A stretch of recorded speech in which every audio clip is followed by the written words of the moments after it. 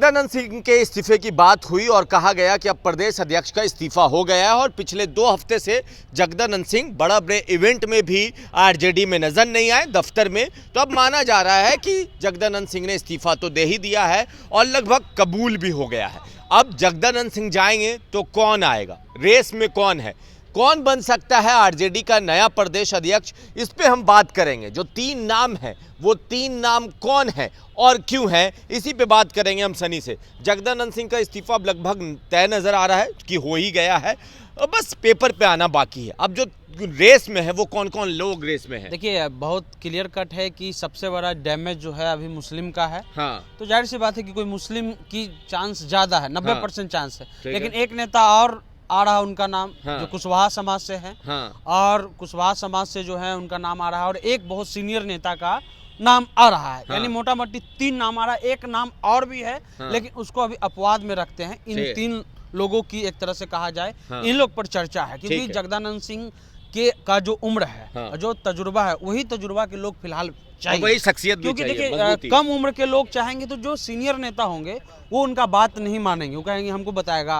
हाँ। मेरे सामने पार्टी ज्वाइन किया है और ये तो ये एक तर्क है। लेकिन सबसे पहले अगर कोई नाम आ रहा है, हाँ। ठीक है, अब्दुल बारी जी का आ रहा है। अब्दुल बारी लेकिन सिद्दीकी। अब्दुल बारी जी ने ये साफ कह दिया है कि ना वो विधानसभा का चुनाव लड़ेंगे, हाँ। और ना ही वो किसी अध्यक्ष पद पर जाने वाले हैं। बहुत क्लियर कट है, क्योंकि समस्या वही होगी। जगदानंद सिंह जी के साथ समस्या क्या थी?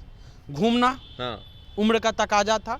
उसके अलावा इनका भी यही चीज़ है, ये भी थोड़े थोड़े बात को लेकर थोड़ा बहुत चिड़चिड़ा जाते हैं। जैसे प्रदेश अध्यक्ष जगदानंद सिंह चिड़चिड़ा जाते थे, तो ये पूरा बिहार नहीं घूम सकते हैं। इनका उम्र हो सकता है, इनका मन हो, लेकिन शरीर साथ नहीं दे रहा है। उसके अलावा अब आते हैं आलोक मेहता पर। अच्छा, आलोक मेहता इसलिए क्योंकि कुशवाहा समाज लोकसभा चुनाव में हाँ। एक अच्छा जो है ऐड हुआ है, लेकिन उसका एक तरह से जो मैन ऑफ द मैच था वो अभय कुशवाहा को दे दिया गया है, क्योंकि उनको सदन का नेता राष्ट्रीय जनता दल ने अपने तरफ से लोकसभा में बना दिया है और 7 लोकसभा सीट भी दिए। हाँ। तो ऐसे में अब जो है, हाँ। एक नेता और, हाँ। जिनका नाम चल रहा कौन है है वो? शाहीन साहब हैं। शाहीन साहब अभी मुख्य सचेतक हैं बिहार विधानसभा में, हाँ। और सीनियर नेता हैं। उस समय से हैं जब राष्ट्रीय जनता दल एक तरफ से बहुत खराब स्थिति में थी। 2010 की हम बात कर रहे हैं। 2010 में राष्ट्रीय जनता दल के जो पुराने नेता थे या जो नए नेता थे, कई लोग 10 नंबर में जाने से बचते थे, मुंह तोप करके जाते थे। लालू यादव के पास नहीं जाएंगे तो नीतीश कुमार को पता चल जाएगा, नीतीश कुमार को पता चल जाएगा तो हमारा राजनीतिक खराब कर देगा। लेकिन उस विकट परिस्थिति में भी शाहीन साहब जो हैं, हाँ। वो लालू यादव के साथ रहे ही नहीं। कुछ सीटें जो थी, जिस समय राबड़ी देवी भी चुनाव हार गई, हाँ। उस समय शाहीन साहब चुनाव जीत करके आए थे। समस्तीपुर से वो विधायक हैं और ऐसे सीट पर विधायक हैं जहां पे वहां पर माइनॉरिटी के लोग कम है, वहां हिंदू लोग ज्यादा हैं। तो उनका एक ऐसा ताना बाना है कि वो समाज में बना करके चलते हैं और एक सीरियस नेता के रूप में है। एक्सपीरियंस से 3 बार के विधायक हैं।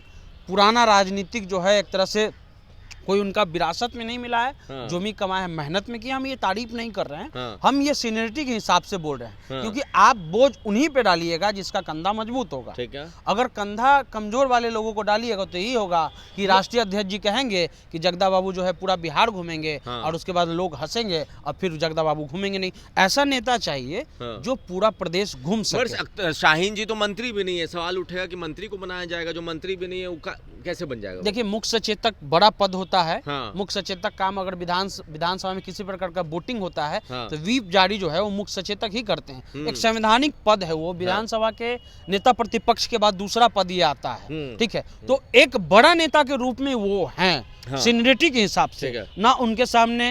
नहीं, मेरा सवाल यही है कि फिर मुस्लिम नेता में तो 2-3 मुस्लिम नेता हो जाएंगे, इसराइल मंसूरी हो जाएंगे। नहीं, वो सीनियर नहीं है ना, पहली बार जीत करके। हाँ।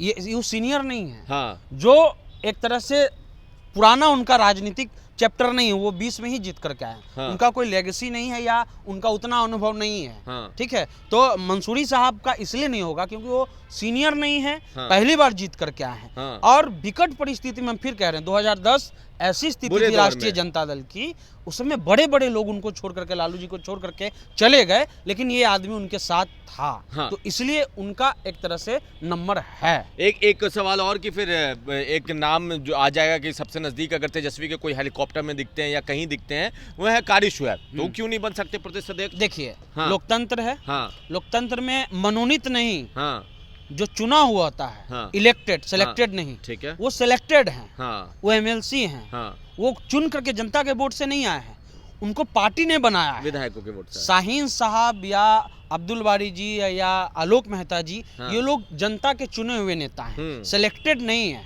ठीक है, मनोनीत नहीं किया गया है। जो मनोनीत किया जाएगा वो यस मैन बनेगा, जो चुन यस मैन से यस मैन मतलब वही जो अभी बहुत खराब स्थिति थी, हाँ।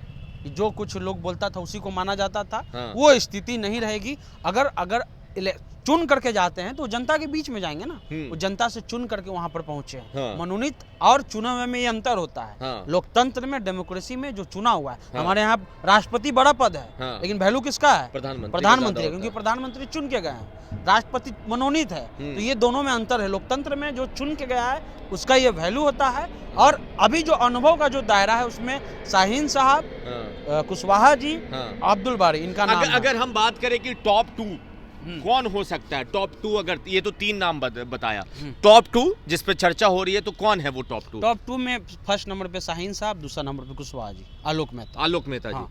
अब्दुल बारी सिद्दीकी साहब ने साफ कह दिया कि देखिए, उम्र का तकाजा है। हाँ। गाड़ी में वो लंबा टूर करते हैं तो सो जाते हैं। हाँ। आप अगर उनको कवर किए होंगे, हम लोग कवर किए हैं, हाँ। ठीक है, तो इसलिए जो उम्र का तकाजा है, वो अनुभवी हैं, हाँ। वो चला भी सकते हैं, लेकिन उनका शरीर अब उस हिसाब से गवाही नहीं दे रहा है कि वो पूरे संगठन को चलाए। और अभी चुनाव है, चुनाव में ऐसे लोग चाहिए जो एक्टिव हो। और चुनाव में जो एक्टिव रहेगा प्रदेश अध्यक्ष, तब ना हो। उमेश कुशवाहा कैसे एक्टिव हैं, ठीक है। उसके अलावा जो है जायसवाल जी कैसे एक्टिव है, तो धाए दोनों बिहार का जो है वो टूर कर रहे हैं। हाँ। तो जो बिहार का टूर कर सके, 38 जिला घूम सके, वैसा प्रदेश अध्यक्ष चाहिए। तो इसमें शाहीन साहब ज़्यादा फिट होते हैं, क्योंकि कुशवाहा साहब को जो है वो सदन का नेता तो लोकसभा में बना ही दिया गया, 7 को सीट दे दिया गया, और मुसलमान को आपको डैमेज कंट्रोल से बचाना है। हाँ। तो शाहीन साहब बेस्ट ऑप्शन है। बाकी राष्ट्रीय जनता दल के जो राष्ट्रीय अध्यक्ष हैं वो तय करेंगे, लेकिन इन नामों का चर्चा ज़्यादा है। इन नामों का चर्चा ज़्यादा है। 3 नाम पे चर्चा है। एक है आलोक मेहता, अब्दुल बारी सिद्दीकी जी, और तीसरे हैं अख्तरुल इमाम शाहीन। ये 3 नाम पे चर्चा चल रहा है, और 3 नाम पे चर्चा, और चर्चे में चर्चा ये कि देखिए, अब्दुल बारी सिद्दीकी ने इनकार कर दिया है, नहीं तो सबसे पहले और सबसे आगे वही रेस में थे। और अब अख्तरुल इमाम शाहीन की बात इसलिए भी हो रही है कि सदन में चाहे वो वक्फ बोर्ड का मामला हो, वक्फ बिल का मामला हो, या फिर बीपीएससी वाला मामला हो, या कोई भी मामला हो, उसमें वो बोलते हुए नजर आते हैं। और साथ में 3 बार के विधायक रह चुके हैं, और वो उस सीट से आते हैं जहां पे मुसलमान समाज की आबादी कम है, और एक एनर्जेटिक आदमी है। आलोक मेहता में भी सेम चीज़ है। आलोक मेहता भी उस समाज से आते हैं, मगर इनके साथ ये है कि इनके समाज को पहले ही गिफ्ट मिल चुका है। तो ये जो 2 रेस में है, आलोक मेहता और अख्तरुल इमाम शाहीन। बाकी आप अपनी राय नीचे कमेंट बॉक्स में लिखें। ज़्यादा से ज़्यादा वीडियो को शेयर करें। धन्यवाद।